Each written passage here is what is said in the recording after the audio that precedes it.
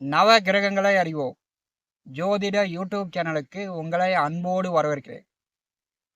மகரம் ராசி அன்பர்களுக்கு செவ்வாய் பெயர்ச்சி பலன் காணலாம். 20/9/2026 முதல் 13/11/2026 வரை, அதாவது தமிழ் மாதப்படி புரட்டாசி மாதம் 3ஆம் தேதி முதல் கார்த்திகை மாதம் 2ஆம் தேதி வரை கடகம் ராசியில் செவ்வாய் பகவான் சஞ்சாரம் செய்வார். கடகம் ராசி செவ்வாய்க்கு நீச்ச வீடு. 12 வருடங்களுக்கு பிறகு கடகம் ராசியில் குரு உச்சமாக செல்கிறார். ஐப்பசி மாதம் 14 வரை. ஒரு ராசியில் ஒரு கிரகம் நீச்சமாகவும் ஒரு கிரகம் உச்சமாகவும் நின்றால்,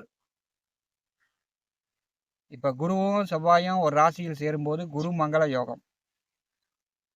செவ்வாய் நேசமாக இருக்குது அப்படின்னா அது தூங்கிருச்சுன்னு அர்த்தம். அப்படி இல்லைன்னா செத்து போச்சுன்னு அர்த்தம். அப்போ முழிச்சுக்கிட்டு இருக்கக்கூடிய கிரகம் குரு தான். கடகம் ராசியில் குரு பலமாக இருக்கிறார். தூங்கிக்கிட்டு இருக்கக்கூடிய கிரகம் பலன் தராது. முழிச்சுக்கிட்டு இருக்கக்கூடிய கிரகம் தான் பலன் தரும். குரு 7ஆம் வீட்டிலே, மகரம் ராசிக்கு 7ஆம் வீட்டிலே உச்சமாக இருக்கிறார். 7வது வீட்டிலே செவ்வாய் நீச்சமாக. அப்போ பார்த்தீங்கன்னா குருவுடைய காரகம் தான் பாதிக்கும். இது குரு மங்கள யோகம் சிறப்பு அப்படின்னு சொல்ல முடியாது. ஒரு கிரகம் பலம் இழந்து விட்டால் பலமாக இருக்கக்கூடிய கிரகத்தினுடைய காரகம் பாதிக்கும். அப்போ கர்ப்பிணி பெண்கள் உடல் ஆரோக்கியத்தில் கவனமாக இருக்கணும். இப்போ பஞ்சாங்கமே அதான் சொல்லுது. புரட்டாசி மாதத்தில் அறிவுறுத்தல என்ன அப்படின்னா, கர்ப்பிணி பெண்கள் கவனமாக இருக்கணும். ஏன்னா செவ்வாய் நேசம், குரு உச்சம். நேரத்துக்கு சரியாக சாப்பிடணும், மருந்து மாத்திரை சாப்பிடணும், செக்அப் பண்ணிக்கணும். ஏன்னா குருவுடைய காரகம் பாதிக்கும். குழந்தைகளுக்கு பிரச்சனை உண்டாகும். கடகத்தினுடைய தன்மை, கடகராசினுடைய பலன் என்ன அப்படின்னா, பாலாவெட்டி பெண், விதவை பெண். தம்பதியருக்குள் கணவர் இறந்தால் அந்த பெண்ணுடைய வாழ்வு, அதே மாதிரி ஒரு குழந்தைக்கு தாயோ தந்தையோ இறந்து விட்டால் குழந்தையுடைய வாழ்வு என்னாகும், அதை குறிக்கக்கூடியதுதான் கடகம். செவ்வாய் நேசமாகும் போது குரு உச்சமாக இருக்கிறார். அப்போ குருவுடைய காரக நோய் தான் வரும். அப்போ பார்த்தீங்கன்னா சர்க்கரை, பிரஷர், நீர்க்கட்டி, நுரையீரல், இருதயம், வயிறு சார்ந்து, குடல் சார்ந்து பிரச்சனைகள்லாம் உண்டாகும். வயிறு சார்ந்து பிரச்சனை உள்ளவர்கள், நுரையீரல், இருதயம் சார்ந்த பிரச்சனை உள்ளவர்கள், சர்க்கரை, பிரஷர் உள்ளவர்கள், தினந்தோறும் மருந்து மாத்திரை சாப்பிடக்கூடியவர்கள் உடல் ஆரோக்கியத்தில் கவனமாக இருக்கணும். செவ்வாய் நீசமாக குரு உச்சமாக இருக்கும்போது குழந்தைகளுடைய எதிர்காலத்தில் பண தேவைகள் அதிகரிக்கும். அப்போ குழந்தைங்க விளையாடுறாங்க, வண்டி வாகனத்தில் போகிறாங்க அப்படின்னா பொறுமையாக போயிட்டு பொறுமையாக வாங்க அப்படின்னு பெரியவங்க குழந்தைக்கு அறிவுரை புத்திமதி சொல்லி தான் அனுப்பணும். ஏன்னா செவ்வாய் நேசமாகும் போது அதிக அளவில் விபத்துகள் ஏற்படும்.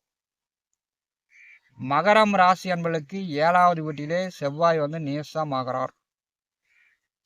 மகரம் ராசியில் செவ்வாய் உச்சமாகக்கூடிய கிரகம். மகரம் ராசியில் குரு நீச்சமாகக்கூடிய கிரகம்.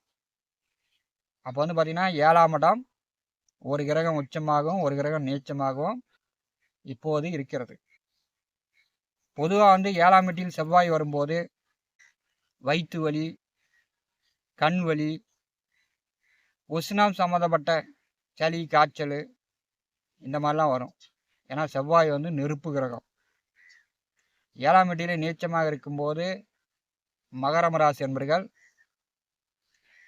இப்போ நீர்நிலைகளில் போய் குளிக்கிறீங்க அப்படின்னா கொஞ்சம் கவனமாக இருக்கணும். வெளியில் தண்ணி சாப்பிட்றீங்க, தண்ணி குடிக்கிறீங்கன்னா கொஞ்சம் பார்த்து குடிக்கணும்.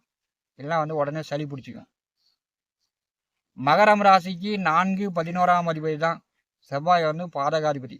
7ஆம் வீட்டிலே நீச்சமாக உச்ச குருவோடு இருக்கும்போது இப்போ இந்த கால நேரத்தில் உங்கள் குழந்தைங்களை அடிக்கிறது, திட்டுறது, வீட்டை விட்டு ஓடிடுங்கிறது, படிக்கல அப்படின்னு சாபம் விடுறது, ஏதாவது ஒன்று தப்பு பண்ணிட்டாங்க அப்படின்னா சாபம் விடுறது, அதை விளங்காமல் போயிடும் அப்படிங்கிறது இதெல்லாம் வந்து நீங்கள் கண்டிப்பாக தவிர்க்க வேண்டும். ஏன்னா உங்களுக்கு 12 3ஆம் அதிபதி தான் குரு. குரு வந்து எந்த வழியிலும் மகர ராசிக்கு யோகம் செய்ய மாட்டார். அதே மாதிரி செவ்வாய் வந்து எந்த வழியிலும் உங்களுக்கு யோகத்தை செய்ய மாட்டார். எனக்கு 10 ஏக்கரா காடு இருக்கு, மாடி வீடு கட்டி போட்டுக்கிறேன், 10 மாடு இருக்கு, என் காடு என் வீடு என் மாடு, உங்களுடைய பெருமையை நீங்கள் தான் பெருமையாக பேசிக்குவீங்க. ஜோதிட சாஸ்திரம் என்ன சொல்லுகிறது அப்படின்னா, மகரம் ராசியில் பிறந்தவர்களுக்கு, மகர லக்னத்தில் பிறந்தவர்களுக்கு சொத்தே இருக்கக்கூடாது அப்படிங்குது.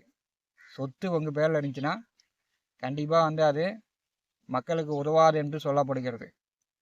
உங்கள் ராசிக்கு 7வது வீட்டிலே செவ்வாய் நேசமாக இருக்கும்போது வாழ்க்கை துணை, அவங்களுடைய குடும்பத்தை, அவங்கள பற்றி நீங்கள் வந்து குறை சொல்கிறது, எங்கள் குடும்பம் இப்படி உன் குடும்பம் அப்படி அப்படின்னு எப்போ பார்த்தாலும் அவங்கள வந்து குறை சொல்லிக்கிட்டே இருப்பது, இதெல்லாம் வந்து மகர ராசி நண்பர்கள் இந்த காலகட்டத்தில் தவிர்க்க வேண்டும்.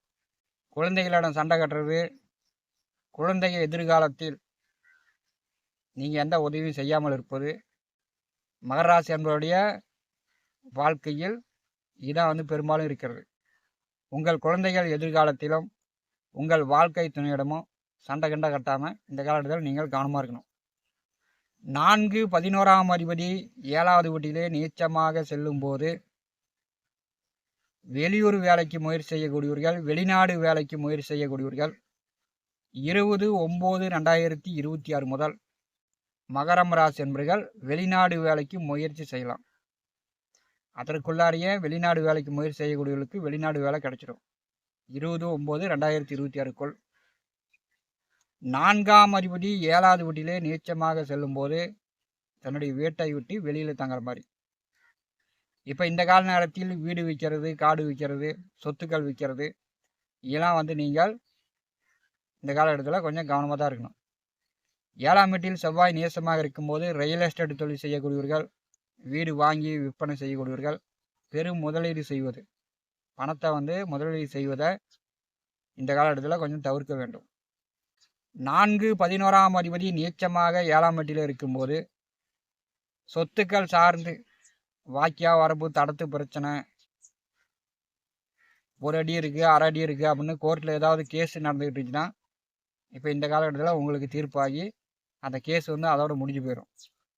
மகரம் ராசிக்கு 7ஆம் வீட்டிலே செவ்வாய் நேசமாக இருக்கும்போது கோர்ட்டு கேஸு வழக்கு வில்லங்கங்கள் தீர்ந்துவிடும். செவ்வாய் நேசமாக செல்லும்போது விவசாயம் செய்து கொண்டிருப்பவர்கள், மண் சார்ந்த தொழில் செய்து கொண்டிருப்பவர்கள், இயந்திரம் வண்டி வாகன தொழில் செய்து கொண்டிருப்பவர்கள், ஓட்டுநர்களாக டிரைவர்களாக இருக்கக்கூடியவர்களுக்கு இந்த காலகட்டம் ஓரளவு நல்ல வருமானத்தை கொடுக்கும். விவசாயிகள் புதிய பயிர் பண்ணிக்கலாம். ஆடு மாடு கோழி வளர்ப்பு பிராணிகள் நல்ல வருமானத்தை லாபத்தை கொடுக்கும்.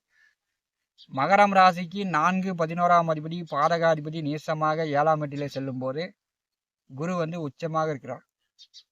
இருப்பதை வந்து நீங்கள் வந்து சிறப்பாக்கி கொள்ளலாம்.